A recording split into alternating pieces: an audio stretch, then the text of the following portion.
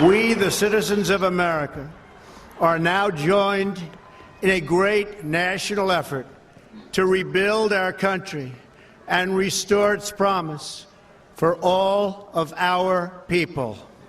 Because today, we are not merely transferring power from one administration to another or from one party to another, but we are transferring power from Washington, D.C., and giving it back to you, the people. Well, greetings, friends and fellow citizens, and welcome to the We the People Convention News and Opinion radio show and podcast. My name is Tom Zawistowski. I'm the host of this show. I'm also the president of the We the People Convention. And this radio network and radio show and podcasts are brought to you by the donors to the We the People Convention, and we thank all of the donors who have made this possible for their donations. You can donate if you'd like at WeThePeopleConvention.org, and we'd appreciate it if you do. If you're listening on the radio on one of our 5 radio stations across the state of Ohio on Saturday morning, welcome to you. We're awful glad you decided to tune in and join us. And if you're watching the podcast, whether it's on our website at WeThePeopleConvention.org or on iTunes or on Roku TV or Amazon Fire TV, or if you're listening to the audio on iTunes, however you're getting us, we welcome you, to the program as well. You can find out about all of that. You can watch the podcast at WeThePeopleConvention.org. You can find a list of all the radio stations that we're on in Ohio, and you can get links to how to follow us on any of those mediums any way you'd like on your computer, your phone, your laptop, however you'd like to get us. So thank you for joining us this morning. It's a very, very serious times, and we have very serious things to talk about. I'd like to open up the show with this short video clip. So why don't you listen to what this young lady has to say. About some silly little statues coming down or some silly little street names changing.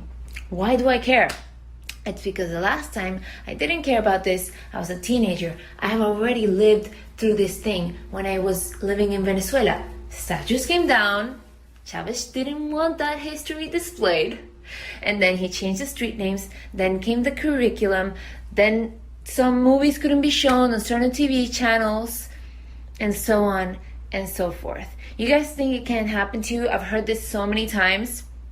But always be on guard. Never believe something can't happen to you. You need to guard your country and your society, or it will be destroyed. We didn't believe it could happen to us. Us Venezuelans, Cubans warned us. And we're like, Venezuela, we know what freedom is like. That's not going to happen here. Yet it happened. And there's clearly a lot of people wanting to destroy the U.S. So that was a young lady who was a teenager in Venezuela. And Venezuela was the richest nation in South America. They had a lifestyle very similar to the United States. And then the communists moved in. And Hugo Chavez came in and did exactly what Black Lives Matter and Antifa and the Democratic Party are doing. It's free healthcare for everyone. It's we're going to take over businesses. It's about your being harmed by the rich white people or the elites, and we the people need to take it back. And it's all a lie. And you need to listen to her, because if you think this can't happen here, you're dead wrong. You're dead wrong. And, we just have to understand that this is a serious threat to your way of life. These people aren't kidding around. They are shooting people dead, like police officers, like the one in Texas they shot in the head, and the one in Oakland that they murdered, literally an assassination outside of a federal office. They're not just ripping on you. And if you believe that, we're tearing down the Confederate statues because they're racist, yeah. Now what are you saying when they're tearing down every statue? It doesn't matter who the heck it is. Because as we said and have been saying throughout, Black Lives Matter has nothing to do with Black lives. That's just a Saul Alinsky type name that, sounds really good and you want to believe it. But if Black Lives Matter, they would have done something about the 18 black people who were shot and killed in Chicago last weekend. There was no Black Lives Matter there. They don't care about the 8,000 blacks who are killed by other blacks in this country every year. They want to tell you that it's outrageous that 10 unarmed blacks were killed by police last year. 10, right? And 5 of them were attacking the police at the time. So 1 was an accident, and the other 4 cases the police were criminally charged.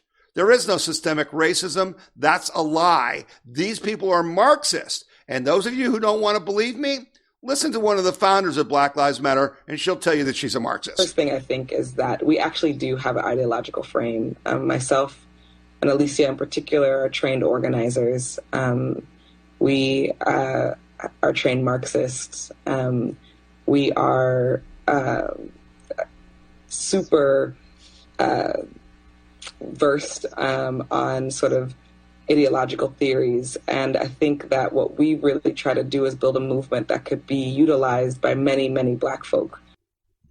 That was Patrisse Cullors, who is one of the founders of Black Lives Matter, telling you that she's a Marxist and that they're trained, in an ideology that isn't capitalism, that isn't what you believe in, isn't free markets. What this is about is people who believe that the state is more important than individuals. And what made America great and what makes America great and what's given you the life that you have, the incredible life you have, even if you're the poorest person in America, what's given you that is the idea that the individual is supreme to the state and that the Constitution gives you the right to own property, which the Democrats want to confiscate.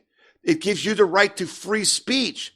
It gives you freedom and liberty. It gives you the ability to practice freedom of religion. These are not throwaways, folks. These are things that never existed in the history of the world until the United States of America was formed under the Constitution and the Declaration of Independence and the Bill of Rights. Here's the goal, right? You want to talk about this, about Black lives and George Floyd dying? Yeah. Listen to this statement by by this Patrisse lady again, just on CNN just this week. How do you think Biden matches up compared to President Trump when it comes to these issues that are important to you? Well, hands down, Trump not only needs to not be in office in November, but he should resign now. Trump needs to be out of office. He is not fit for office, and so. What we are going to push for is a move to get Trump out, while we're also going to continue to push and pressure Vice President Joe Biden around his policies and relationship to policing and criminalization. That's going to be important, but our goal is to get Trump out. Yeah, so there you have it, right? Their goal is to get Trump out. It's not to make Black communities better and stronger. It's not to reform the police. It's to get rid of the police. Folks, it's to take over. That's why they want to get rid of Donald Trump, okay? There was a guy on a Black Lives Matter leader in New York. His name is Hank Newsom. And he said that the New York chapter of BLM organization has military special forces officers training and advising members who will patrol Black communities and challenge law enforcement. We pattern ourselves after the Black Panthers and the Nation of Islam, and we believe that we need an arm to defend ourselves. Does that sound like a peaceful group that believes in America? Or does that sound like a military coup? Sounds like a military coup to me. And it looked like a military coup in Ohio this week when we had the State House, our Capitol building, attacked once again. And our State Highway Patrol, which, oh, by the way, is headquartered in the State House, in broad daylight, this took place, and they didn't stop it. No one was arrested. And that's the problem. So we, the People Convention, we wrote a letter this week to Attorney General William Barr and the U.S. attorneys in Ohio, Justin Herdman in the Northern District in Cleveland and David DeVillers, who's in the Southern District in Columbus. And our letter basically said this: we, the people, are greatly concerned with the rioting, looting, destruction of personal and public property and physical attacks on members of law enforcement and citizens that is occurring in our state and around our great nation. We are writing to you today because we believe that elected officials in our state have been communicating, coordinating, and providing material support for the terrorist organization Antifa and the Marxist organization Black Lives Matter to assist their efforts to cause destruction in our cities in Ohio. We are asking the Department of Justice to open an investigation into the actions of Columbus Mayor Andrew Ginther, Cleveland Mayor Frank Jackson, Dayton Mayor Nan Whaley, and Ohio Governor Mike DeWine and their aides and other government officials, all of whom have publicly expressed support for Black Lives Matter and were blatantly derelict in their duty by failing to protect police, people, and property during the recent staged acts of violence planned by and carried out by Antifa and BLM. Folks, President Trump just named Antifa a terrorist organization. Section 18 of the U.S. Code, U.S. Code 18, Section 2339A, says that it is a federal crime to provide support or materials or to aid in any way a terrorist organization. We have people in our government around this country who are actually aiding these terrorists. And it's got to stop. And you and I have to take actions to make it stop. Now, finally, the circus in Seattle is coming to an end. And the mayor there, after, all kinds of rapes and robberies and then, shootings, and a young man who just a day after he graduated from high school was shot and murdered in this autonomous zone in Seattle. Seattle is now moving to shut it down, but it's too late. They didn't do their job. The mayor of Seattle was complicit, just like I said in our letter about the mayors in Ohio.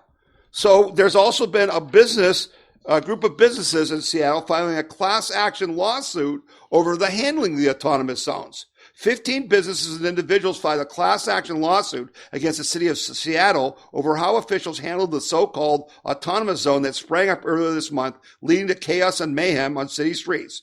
Rather than seeking to restore order and protect the residents and property owners within the zone, the city instead chose to actively endorse, enable, and participate in the occupation of the Chicago CHOP zone, as they called it.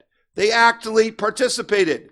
And so these people in business are suing, and they should be suing. But here's the problem we've got, and Tucker Carlson addressed this, and it's frightening to me.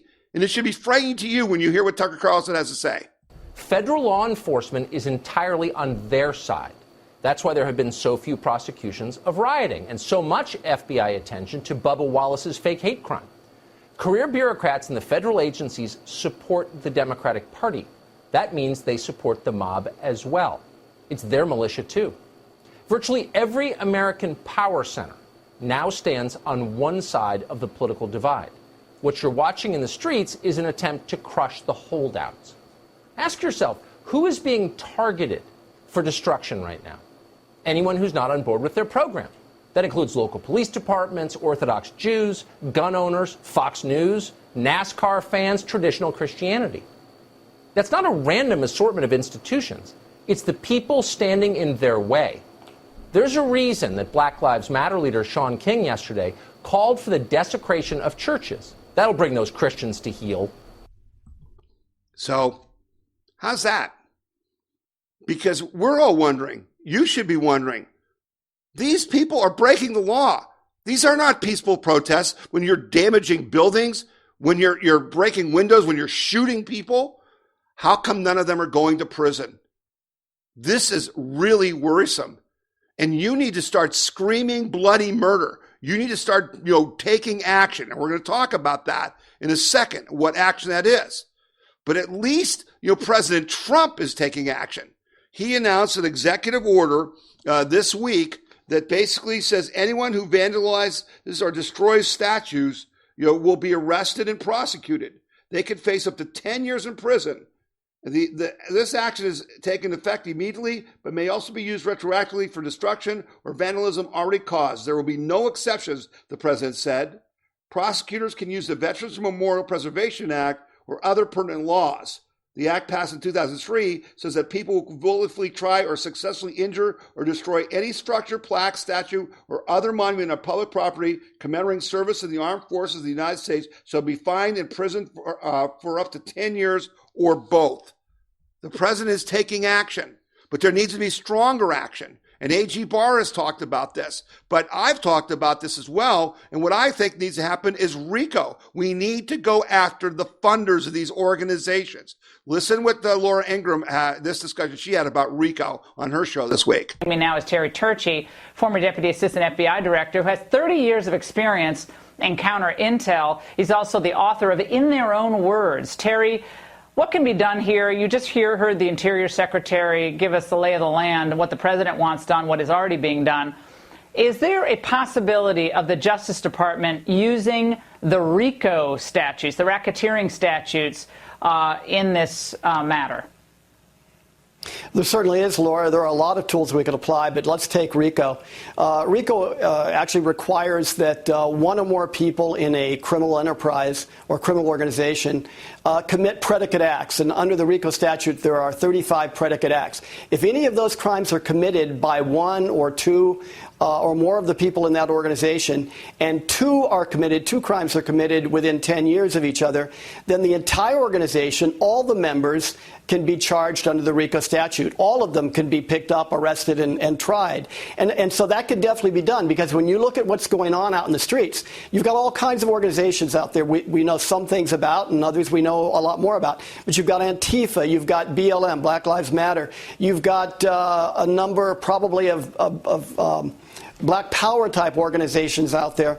All of these organizations could be tied to a RICO if they go back and start looking. For example, let's take arson. We've had arsons in about 15 or 20 cities in the last few weeks. All of those arsons are going to be investigated. If they come back to any of those organizations and members of those organizations, then you can start seriously talking about RICO as an option. You've got counterintelligence options. Take a look at the founders of Black Lives Matter. Mm-hmm. They came out and said, we are trained Marxists. So the question is, the FBI has all they need to go to talk to them and say, who trained you?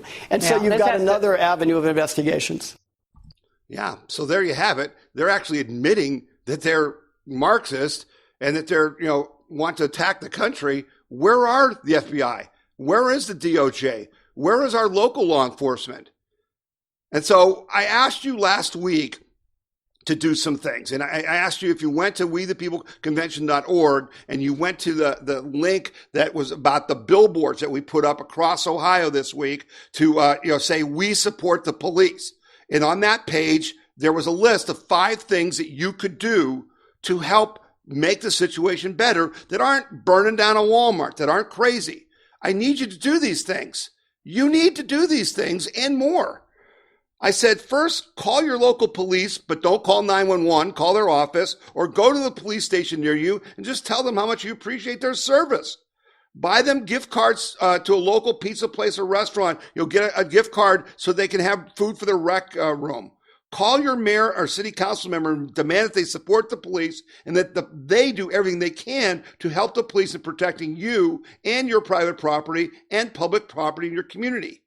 There's a link there on the We the People Convention. Go to articles, look for the article about, we put up billboards supporting the police, and you'll see a link to the 269 companies that are mistakenly funding or paying protection money to the anti-American organizations like Antifa and Black Lives Matter. Click on that link, look at the companies that you know, call them, and tell them to stop it, and tell them to start funding the police. And last week, I forgot to mention number 5. When you talk to policemen, tell them that they need to force their unions to stop protecting bad cops before it destroys their position, their profession completely. That's an important one. One of the problems we have is that the unions are so strong that bad cops don't get moved out and they embarrass all cops. And that's what we've got to stop. So take action. Defend your own personal freedom, liberty, and prosperity. If you don't, folks, they're coming for you. And we're going to talk more about that after this break. You're listening to the We the People Convention News and Opinion radio show and podcast, and I'm Tom Zawistowski. Hello, this is Ann Kazmarek, president of Liberty Camp for Kids in Portage County, Ohio. Liberty Camp for Kids is where students in grades 1 through 6 experience the founding of our nation. This year's camp will be held from July 20th through the 24th from 9 till noon.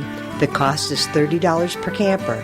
If you're interested in our camp, being a volunteer, or even starting one of your own, go to www.libertycampforkids.com. Buckeye Firearms Association is Ohio's #1 gun rights organization, protecting the rights of Ohio's 4 million gun owners. And you can get our weekly gun rights newsletter free. Receive breaking news and urgent alerts on gun laws. Stay up to date on self-defense and shooting sports. Discover pro-gun activities and events near you. Get your free gun rights newsletter now at bfanews.org. That's bfanews.org.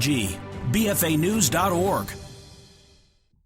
All right. Thank you for our sponsors. We're glad you're with us. We were talking about what you and I have to do to stop the madness, to fight back against these Marxists who are trying to take over our country. Besides the 5 things I said you could do to support the police, you need to call your congressman, your U.S. congressman, your U.S. senator. You need to call your state house member and your state senate member and the governor's office. And you need to say, what the heck is going on? When people commit crimes, we expect them to be arrested, charged, and put in jail. And this is not acceptable that you think it's somehow okay that these people can do this. It's not okay. But they don't know that unless you tell them. I'm begging you, start fighting back before it's too late. Now, speaking of before it's too late, besides the attack by the Marxists in our country, the other big problem we've got is this censorship that's being done to all of us. And I talked to you last week about how we're having to take all kinds of other actions and spend all kinds of money. And by the way, thank you to those of you who have donated this week. And man, I really appreciate your notes of encouragement. I can't tell you how much that helps me when I'm in the fight and I'm worried about, what's going on. And President Trump, the reelection is 4 months away. We got a lot of work to do. But part of our problem is the censorship we're facing and the fact that we can't get our message out. And the reason we can't is because our legislators have given big tech the ability to censor us. And they need to stop it. So Project Veritas, who we donate to at the We the People Convention, and you should donate to, actually had a new video this week. And I'm just going to play you a short clip from it. You got to listen to the rest of it at wethepeopleconvention.org. But here's a short clip. Facebook's notorious for it, and they say they don't, but it's clear that people's content don't comes up because it's been defiltered off the queue. It's a very progressive company who's very anti-MAGA. If you see a conservative post, you just get rid of it. Right. I don't give a I'll delete it. You gotta get the Cheeto out of all. Zach McElroy came to Project Veritas because of what he saw at his job at Facebook in Tampa, Florida. He saw and filmed evidence of structural and cultural bias inside Facebook discriminating against Republicans and conservatives. McElroy's story raises serious doubts about the under-oath testimony of Facebook's CEO Mark Zuckerberg to Congress, where he claimed Facebook has no political bias. What percentage of the flagged posts in the civic harassment queue, as it's called, were Republican conservative? I saw a stark contrast between Republicans versus Democrats in that queue. I saw upwards of 75 to 80% of the posts in that queue were from Republican pages, politicians, journalists, and pages that supported the president or supported conservatives. What does that tell you about Facebook/Cognizant's algorithm here? Well, certainly the algorithm is not human, but it had to be made by a human. So for 75 to 80% of the posts to be targeting Republicans and conservatives, you can say it was a bot, but somebody had to design that algorithm. So really, somebody at Facebook. So we are intentionally being censored. There's no doubt about it. You can't have any more evidence. If you want more evidence, if you go to wethepeopleconvention.org, Project Veritas put out a second video on Thursday of this week, and you can see both of those on that same page. And it's horrific what they're doing to you and to me. Now, you got to start getting off of Facebook and Twitter. I'm on there, but I don't use them as a primary source because they're worthless. They're shadow banning us, which means I post things and you don't get to see them. Go to Parler. That's the new site. That's a conservative site that I think President Trump's going to end up on down the road. Okay, go to Parler and sign up for there and get an account. But this is serious stuff. and it's got serious ramifications for the election. And AG Bill Barr had some concerns that he talked about when he was interviewed on Fox this week as well. Devin Nunes said there's not a more important issue than this issue. The American people are being censored. Conservatives are being censored. The information flowing to the American people is being censored. Are you worried about this going into the election? Yes, I am worried about a censorship. I'm worried about a number of things going into the election. One, the censorship of robust debate. I'm also worried about undermining the public confidence in the integrity of the elections. The thing we have going for us, especially when there's intense division in the country, is that we have peaceful transfers of power, and our way of resolving it is to have an election. But when governments, state governments, start adopting these practices like mail-in ballots that open the floodgates of potential fraud, then people's confidence in the outcome of the election is going to be undermined. And that could take the country to a very dark place if we lose confidence in the outcomes of our election. So that, the censorship, the censorship has a number of effects. It also, free speech, being able to get your viewpoint out is a release. It takes some of the pressure out. If people are prevented from expressing their views, that's where you start getting extremism. And so the more ventilating of viewpoints we have, the healthier it is for our country. Well, there's a big discussion right now about mail-in voting. Hillary Clinton said it's fine, it's fair. Okay, you're going to have to stay there for a second, and I'll tell you when the floodgates to fraud. Those things are delivered into mailboxes. They can be taken out. There's questions about whether or not it even denies a secret ballot, because a lot of the states have you signing the outside of the envelope. So the person who opens the envelope will know how people voted. There's right now, a foreign country could print up tens of thousands of counterfeit ballots and be very hard for us to detect which was the right and which was the wrong ballot. So I think it can upset and undercut the confidence in the integrity of our elections. So if AG Barr is that worried about censorship, about mail fraud, and about free speech, how concerned should you and I be? We should be very concerned. Now, I've had some ongoing emails and phone calls from people in Ohio. I want you to understand, we're not doing vote by mail in Ohio. The legislature has acted. The Secretary of State has acted. We're going to have voting in person, but that's not going to happen all over the country. And just today, on Thursday, there was a story about Minnesota. And they went and they waived the right. They have this thing where on their vote by mail for absentee ballots, you actually have to have a witness sign your ballot for you. And a judge just ruled that they don't need to do that now, at least for the August primary. And the Dems are trying to push to get it for November. They want just anybody to be able to sign it. And so it says, for voters who don't have an eligible witness already in their household, the witness requirement basically forces them to choose between either interacting with somebody outside of their household and exposing themselves to the risk of COVID-19 or not voting at all. See where they're going here? See what they're doing here with COVID-19? It's all a scam, folks. It's all a scam to rig the vote.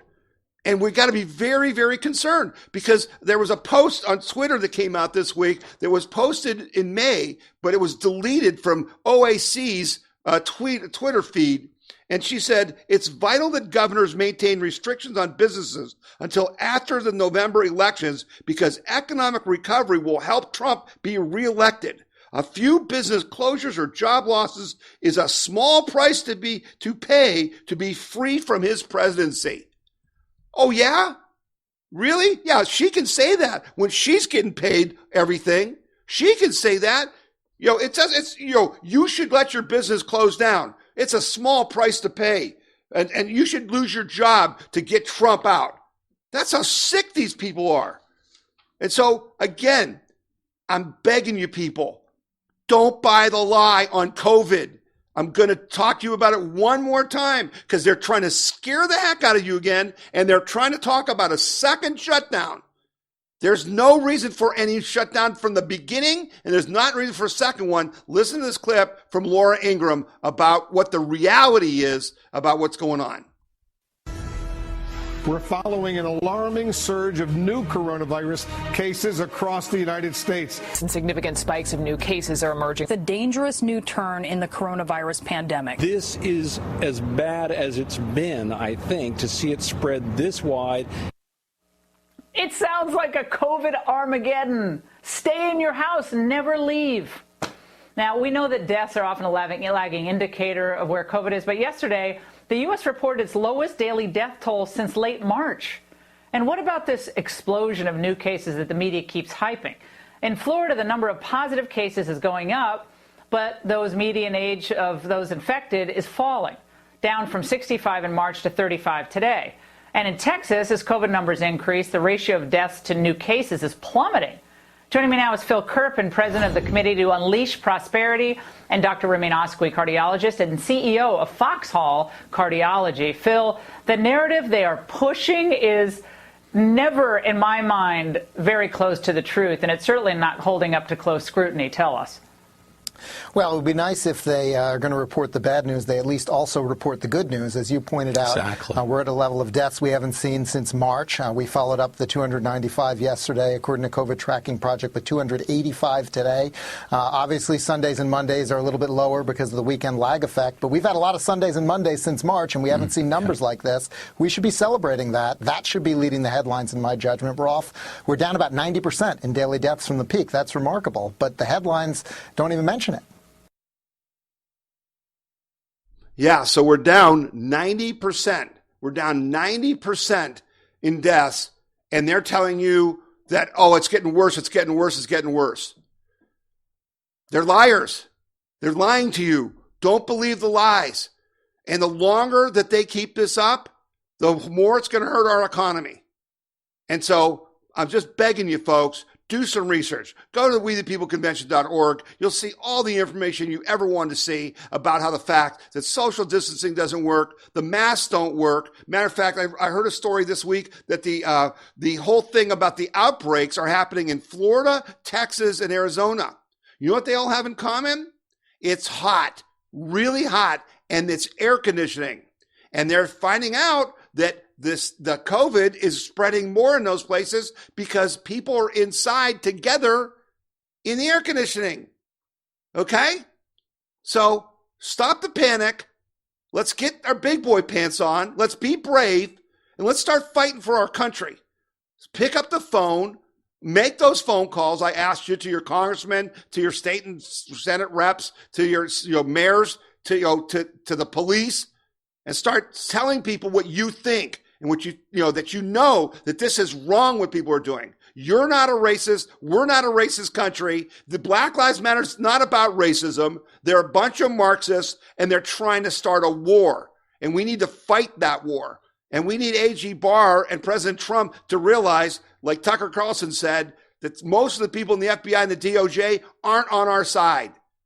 And so we need to purge those people, and President Trump's going to use the Marshal Service to protect the statues and stuff. And I like to see the U.S. Marshal Service doing even more to go after these criminals. Okay? So your job this week is to fight for your country as we come up closer to the 4th of July and celebrate our independence. You better not just celebrate it. You better defend it. All right? We'll be back next week. Those of you who listen to the radio show, if you want to listen to the rest of the podcast, we go on for like another 30 minutes. Go to WeThePeopleConvention.org and pick up the rest of the podcast because we've got lots more good information on the We the People Convention News and Opinion radio show and podcast. I'm Tom Zawistowski. I'm awful glad you joined us, and we'll see you again next week. The We the People Convention News and Opinion radio program is paid for by donors like you. You can donate to the We the People Convention and support our cause by going to WeThePeopleConvention.org or by sending your check in any amount to We the People Convention, P.O. Box 6211, Akron, Ohio 44312. The Buckeye Institute was founded in 1989, and we're the longest-serving free market think tank in the state of Ohio. My goal is removing barriers to prosperity that have been put in place by government. We want for Ohio to be the freest and most prosperous state in the country. The Buckeye Institute is a source of common sense ideas that will have an impact on the nation as well as the state of Ohio. All right. Thank you, podcasters, for staying with me. And thank you to all those who were on the radio who jumped over to watch the rest of the podcast. We're sure glad that you're going to stick with us for the next 30 minutes because we've got some really good things to talk about. The one thing I want to do is follow up on some stories from last week. Last week, we were anticipating President Trump's rally in Tulsa, Oklahoma last Saturday. And it turned into kind of a weird deal because, as we had talked about, they had 1 million reservations for the event, and then nobody showed up. And while the campaign claims there were 12,000 people in the arena, the people at the arena said there were about 6,200. The bottom line is a whole bunch of people didn't show up. There was some claims by the left that they had punked Brad Parscale, the Trump IT guy and campaign manager, by having kids do fake reservations. I think some of that was true, or the Trump campaign denies it. I think people were scared about Black Lives Matter. I think people were scared because the media kept talking about you're going to get COVID and you're going to die. And folks, would you just stop that nonsense? Do you understand when they tell you? I mean, I love this. 7 more baseball players got COVID. Who cares? The question is, did they get sick? The answer is no, they didn't. These cases aren't illnesses. You can get this. Most of the people who get this don't even get sick, let alone die. Okay? But that scared people from going to the event. Now, Trump still had a bigger crowd than Joe Biden's ever going to draw. Okay? But it was a little strange, and you could tell when he came out for his speech, he's a little bit down, but then he warmed up and he did a good job. But the bottom line is, as I was watching it, I said, you know what? It doesn't matter, because the TV audience for this is going to be off the charts. And boy, was I right.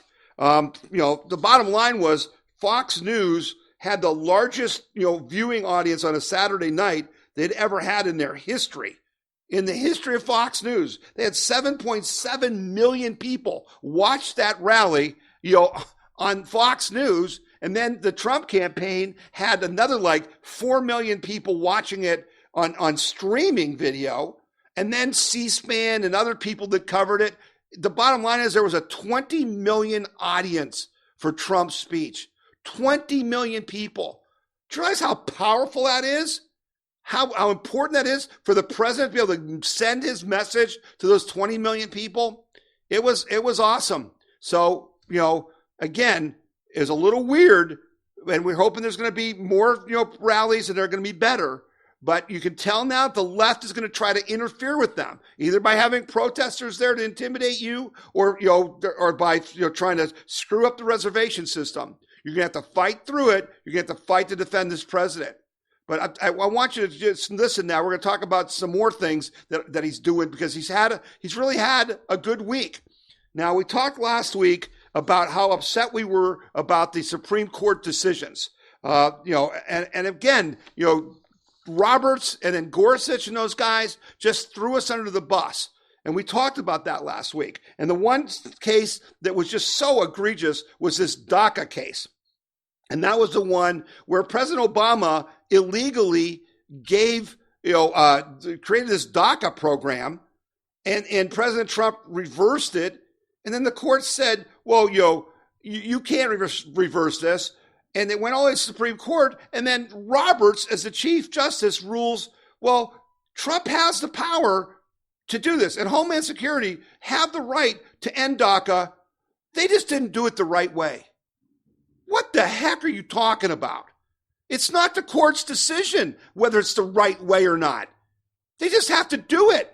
And so Daniel Horowitz wrote a piece that I just want to share with you, because I think he's on the right track. He says, the bottom line is the courts are defying the law. They're defying the Constitution and 130 years of their own settled case law, that illegal aliens have no standing to sue for a right to remain in the country against the will of the political branches of government. It is they who are defying the law, not the president. Moreover, as Hamilton noted in Federalist 78, the courts must ultimately depend upon the aid of the executive arm for the efficacy of its judgments. Thus, Trump declining to actively use his powers to violate immigration law laws duly passed by Congress is not defying the courts, it's following the law being defied by the courts. And so what Daniel Horowitz says is it is time for President Trump to just not follow the court. They have no legitimacy here. He said Trump should go back and issue the ruling again, but this time publicly draw a line in the sand and call his shot. He should have Attorney General Barr cite chapter and verse of statute in the Constitution and pledge to uphold the law no matter what the state, that he will not even send down DOJ lawyers to the court to indulge their nonsense. Presidents on both parties regularly assert separation of powers when ignoring congressional subpoenas. The courts are certainly not more powerful than Congress. Unless Trump and the Republicans promise to do as Lincoln did and push back against judicial supremacism, there is no purpose to running for re-election. And no, don't tell me the purpose is to appoint better judges. Sorry, Mr. President, that just won't cut it. And I hope Trump does that. He should have done it in the question on the census about whether you're an American citizen or not. The court had no right to say you couldn't do that. He should have just did it as Lincoln did and defied the court because they're wrong and they have no way of implementing it. We got to start being tougher. And as tough as Trump is, we got to be even more tough. But he won some big things this week. One thing he just won on Thursday. The Supreme Court hands Trump administration a win on deportation powers.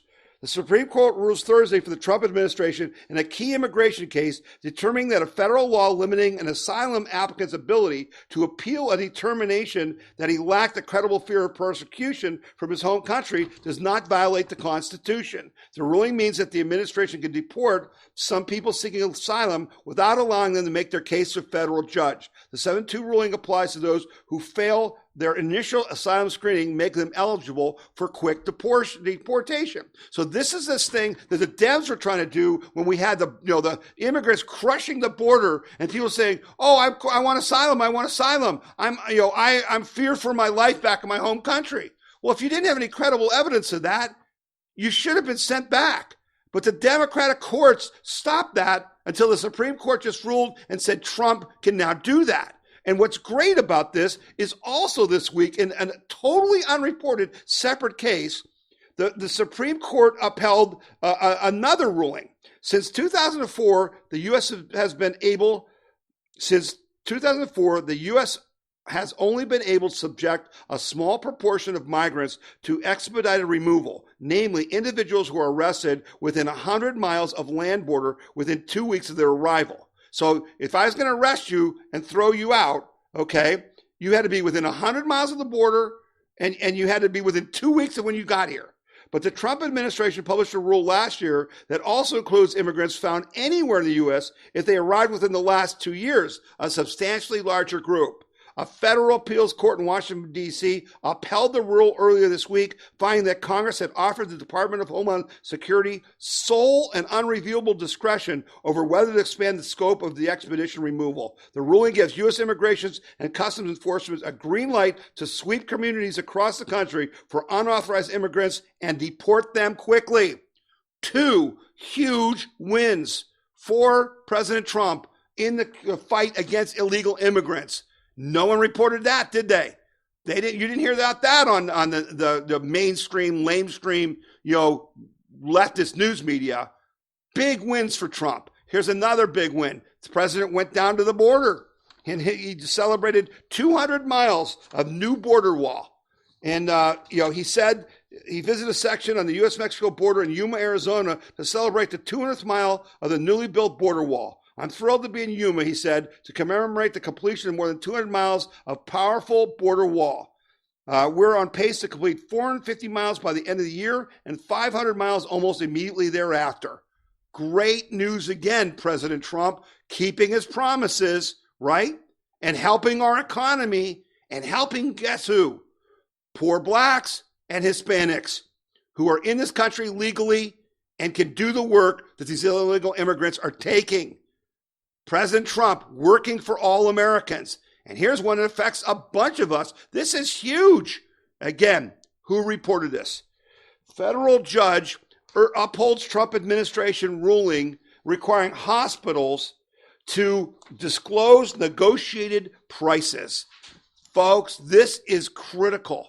You and I have had zero ability to shop for medical care.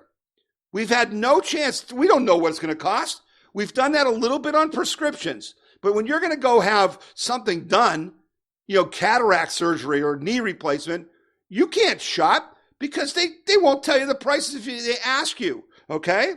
And President Trump in 2019 had said, we're going to make them declare these. We're going to have to publish their prices online.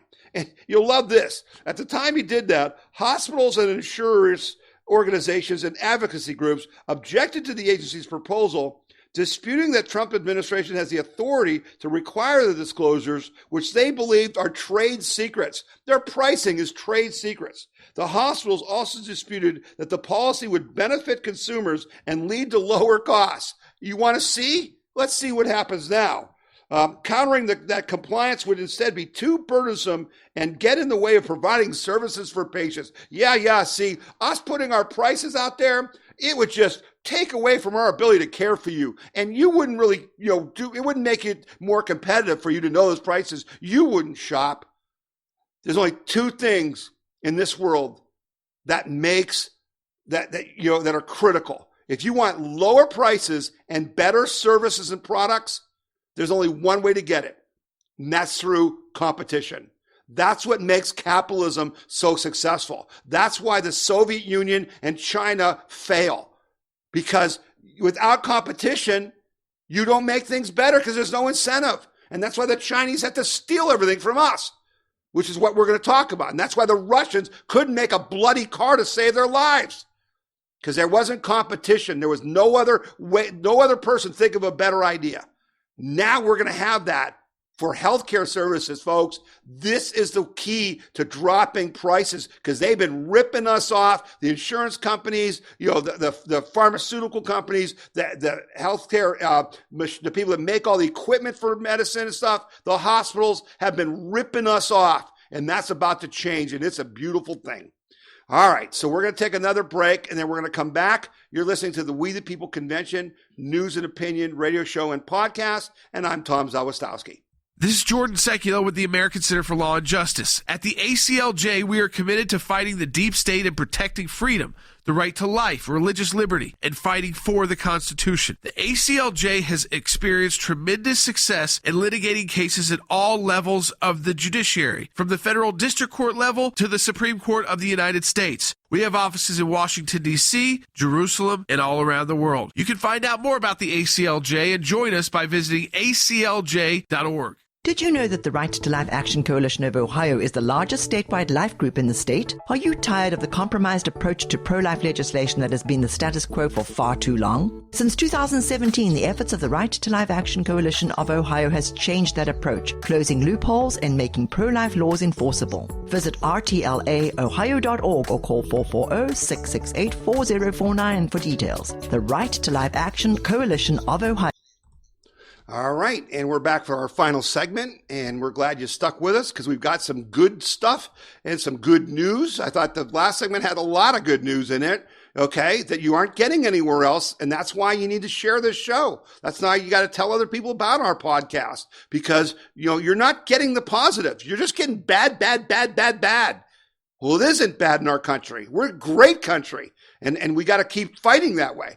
So something really good happened this week, and I'm really excited, and that was the appeals court ordered the Judge Sullivan to dismiss Michael Flynn's case. Finally, that court, I said last week we were going to win this one, and it was really wonderful to hear that. And you know what I'm hearing now? I'm hearing the judge is still taking his time filing the paperwork. This is the problem, folks. Our whole form of government, like Tucker Carlson says, these people aren't serving us. They're ruling over us. They think they're more important than the law. And I saw, General Flynn on Sebastian Gorka's show right after this came out, and that, basically he's going to be a free man. And he talked about how Americans should feel good because this shows that our system works, that there is justice because, they finally ruled in his favor. I completely disagree, General Flynn. I completely disagree. This isn't justice that they ruined your life for 3 years, deprived the President of the United States of what clearly was a key person that would have helped us just rat out these Obama people and these criminals in our federal government for 3 years. That's not justice. What's justice is if Barr and Durham can put some of these people in prison and Mike Flynn gets millions of dollars back so he gets his life back. Because, folks, this was an inside job from the start to bottom and went all the way to the top, and there was some explosive stuff that just came out this week. Newly released notes confirm President Barack Obama's key role in surveillance and leak operation against Michael Flynn, the incoming Trump administration national security advisor. The handwritten notes, which were first disclosed in a federal court filing made by the Department of Justice on Tuesday, show President Obama himself personally directed former FBI Director James Comey and former Deputy Attorney General Sally Yates to investigate Flynn for having routine phone calls with a Russian counterpart. He also suggests they withhold information from President Trump and his key national security figures. The handwritten notes from fired former FBI agent Peter Strzok appear to describe a January 5th Oval Office meeting between Obama, Vice President Joe Biden, Comey, Yates, and then National Security Advisor Susan Rice. The meeting and its substance were confirmed in a bizarre Inauguration Day email that Rice wrote to herself. And folks, in this conversation, when Obama orders them to investigate Flynn, what's his name, Comey, literally said that the phone call between Flynn and Kislyak, the Russian ambassador, was okay, appears legit. Didn't matter. They still went after him. Okay? And so this is the most egregious thing ever. And I know A.G. Barr said in a previous interview I played for you that, they're going after Comey and those guys. He didn't name them by names, but those people, but they're not investigating Joe Biden or President Obama. My question is why? When you have evidence, and you can go to WeThePeopleConvention.org and click on that story, and you can go to see the actual handwritten notes by Peter Strzok, which shows the President of the United States was actively involved in this. If we're going to be a nation of laws, if we're going to have equal justice under the laws, then the President Obama and Joe Biden need to be prosecuted, for God's sake. That's the problem here. No one should be above the law. And so here's a quick quote from A.G. Barr from that interview I played for you earlier when he's asked about this. A source said to me a couple of years ago, speaking of the Russia collusion story, that this was the closest the United States ever came to a coup to take down a president since the assassination of Lincoln. Is that an appropriate statement? In this sense, I think it is the closest we have come to an organized effort to push a president out of office. And it continues. But I'm not reaching a judgment as to what the motivations there were. Yeah, he's not reaching any judgment as to what the motivations were. The motivations were to overthrow a duly elected president of the United States, to take all of your votes and my votes and make them invalid. That was their goal. It's called treason. Treason is, the penalty for treason is hanging, is death. And you can look at me and say, you're extreme. I'm not extreme. These people tried to overthrow the United States of America. They should be killed. Wake up. And here's even more proof. The DOJ, indicted former Obama top advisor Greg Craig. Why did they indict him? Well, apparently the former White House counsel was having activities on behalf of Ukraine again in the United States, and he didn't tell the FBI, and he told them a lie when they asked about it. And they just got rid of the New York Southern District of New York Attorney General, just got fired last week by Barr because they brought Ukraine information to him, and he refused to look into it because he's a deep stater. Tucker Carlson was right earlier in the show. These people need to be purged. That means thrown out. They need to be arrested. They need to be put in prison. And one of the guys who's one of them is Christopher Wray, the FBI director. But now he was interviewed on Fox, and he has another story that I want you to hear, because, again, it's really important. We got this communist assault on our country, okay? We got the assault by big tech on your freedom of speech, and we got the ballot trying to be rigged with this mail-in voting. But our biggest enemy, and who's funding a lot of this, is China. Listen to what Christopher Wray has to say. This will blow your mind. Director Wray, thanks for being here. Thank you. There are a lot of topics we want to talk about and cover here with you. I want to talk about, first, foreign influence in this country. The Justice Department recently indicted a professor at Harvard for lying about his relationship with the Chinese government. For people who don't know about China and what they're trying to do in the U.S., how much is China doing? How much is China spying in the U.S.? Brett, there's no country that presents a broader, more comprehensive threat to America's innovation, to our economic security, and to our democratic ideas than China does. Just to give you some context for that, just as we're sitting here having this conversation, the FBI has over 2,000 active investigations that trace back to the government of China. 2,000? Right. And that's, put a little more context on that, that's about a 1,300% increase in terms of economic espionage investigations with the Chinese nexus from about a decade ago. So how much is that economic espionage? How much is it government espionage?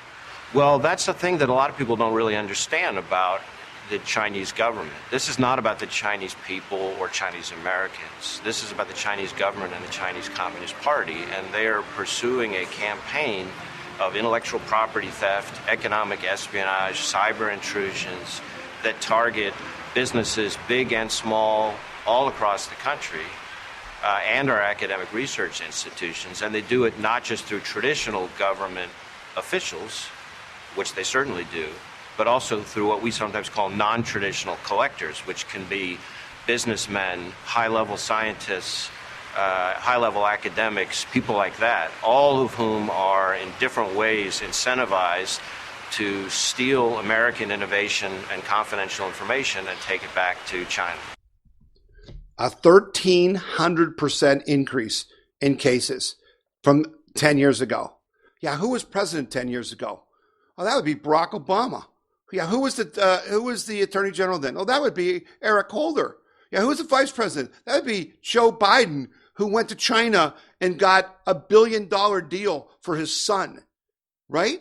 How many members of the Senate, like Mitch McConnell, who got $26 million from his Chinese wife's father, who's the main shipbuilder in China and is totally tied to the Chinese Communist government? How many senators and congressmen sold our country out?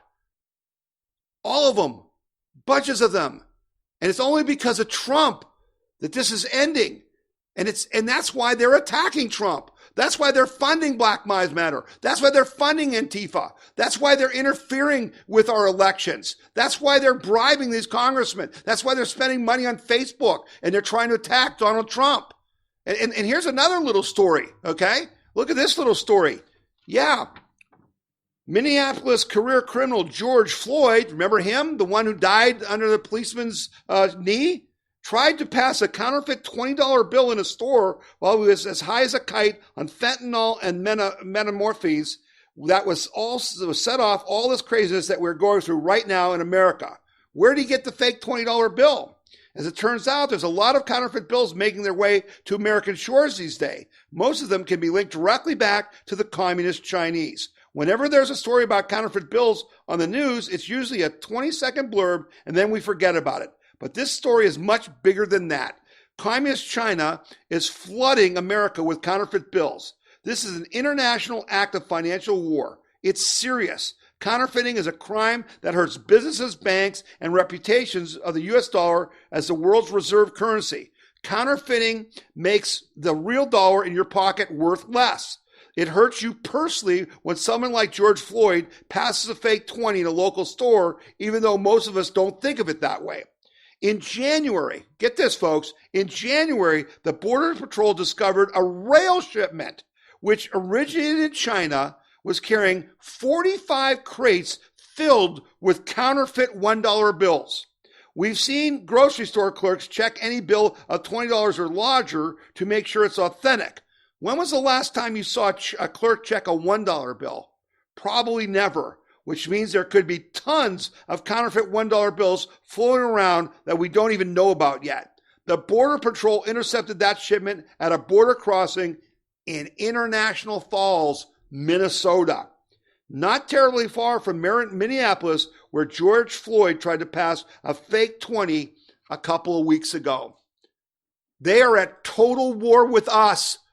We need to be at total war with them. And we need a commission to drive the communists out of our country. If you say you believe in communism, you should either be deported or put in prison. Yes, that's what I said. If you say you are a communist, you cannot be in this country because you are against everything we stand for. And you are a cancer within our body public. And you need to be irradiated. This is not a game. China is playing for keeps. The reason this coronavirus was released, the reason the world panic was released is to undermine Trump because they saw that they could not stop him any other way. And they will do anything, including trying to murder the president before November, to not let him defeat them. You and I are at war. Our country is at war. We need to start acting like it. Now, there was some good news in upstate New York this week. A Republican declared victory in a New York 27th special election over Democrat McMurray.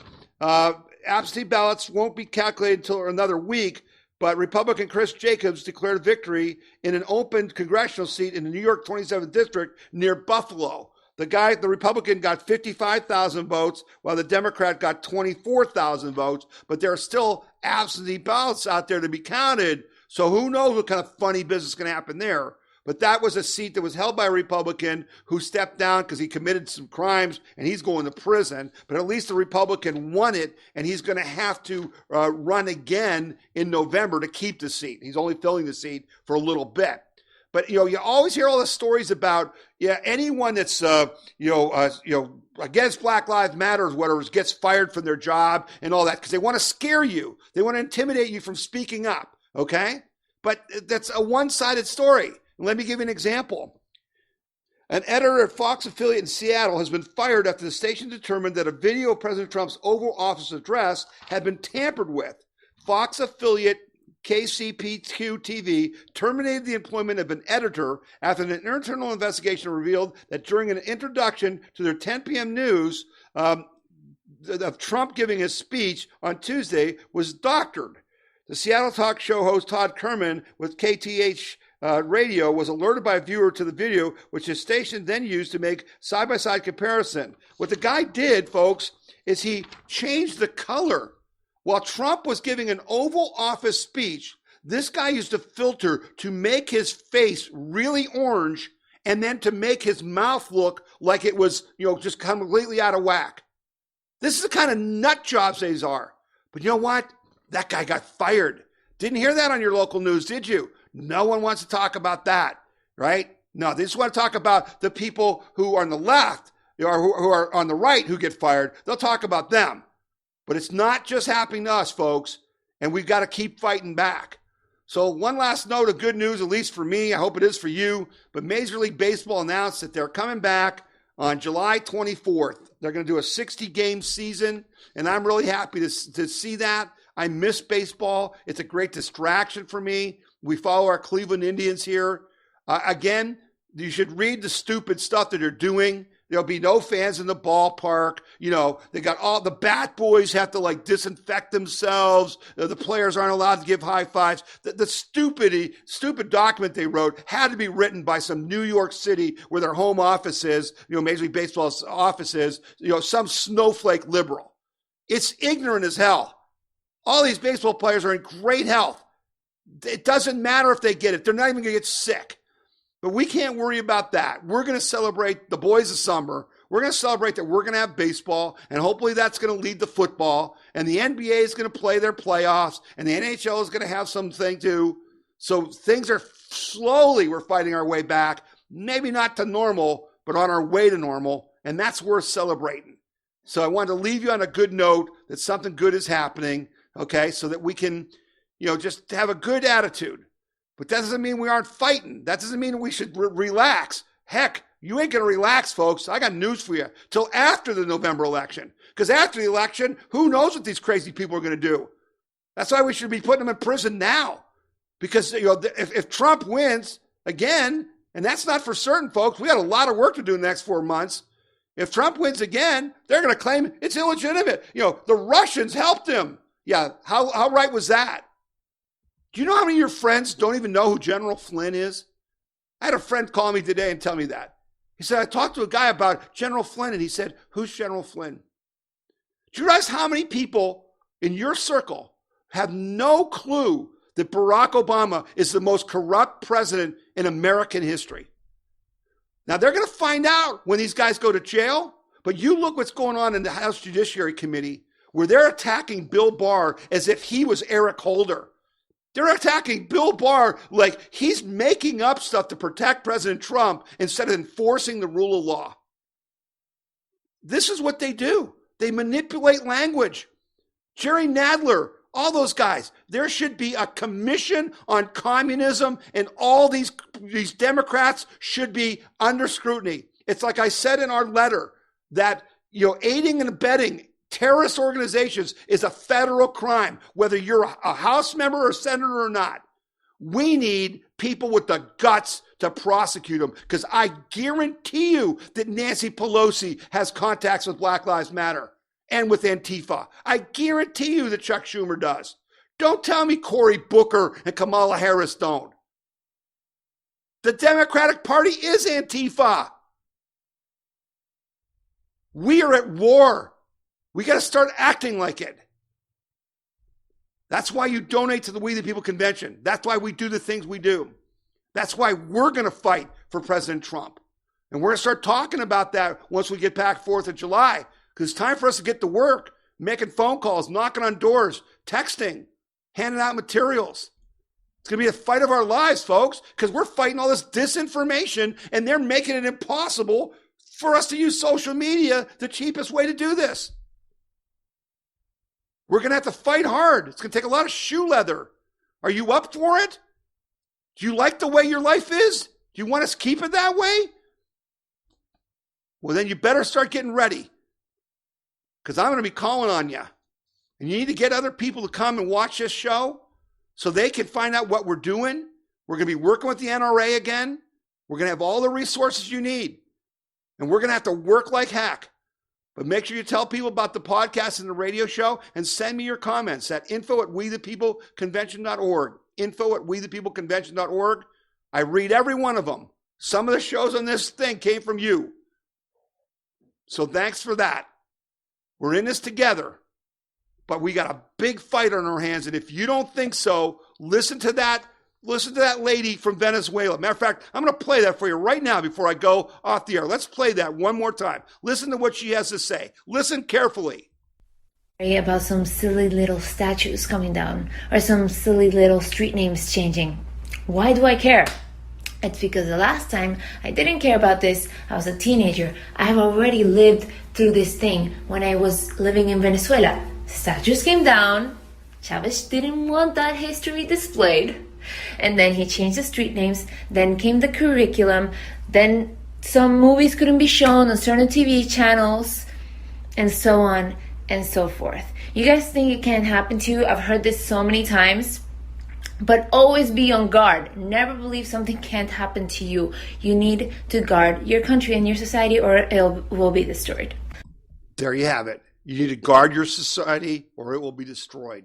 Listen to her. She's lived it. They're following the same Marxist playbook. We've read their book, just like Patton read Rommel's book in the tank wars in Africa, and that's what he used to beat them. We're going to win this, but we're going to take casualties and we're going to pay a price. But freedom isn't free, and we have to be willing to pay that price. And you and I need to think awful long and hard about what price we're willing to pay. Because if it takes everything we got, including our lives, it'll be worth it. Because there's never been anything like the United States of America in the history of the world. And there never will be again if we let the light go out. And I, for one, am never going to let the light go out on our country, on our Constitution. And I hope you're with me on that. And I hope you'll join me. You've been listening to the We the People Convention News and Opinion radio show and podcast. And I'm Tom Zawistowski. And I will see you next week.